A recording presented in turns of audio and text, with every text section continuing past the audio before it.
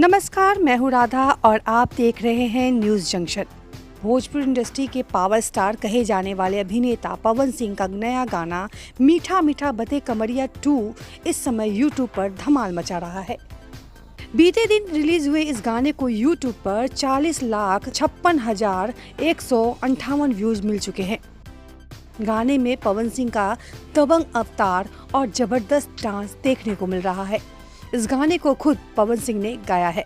गाने के बोल प्रकाश बारूद ने लिखे हैं, जबकि इसका म्यूजिक छोटे बाबा ने दिया है। गाना सुनने के बाद फैंस भी पवन सिंह की खूब तारीफ कर रहे हैं।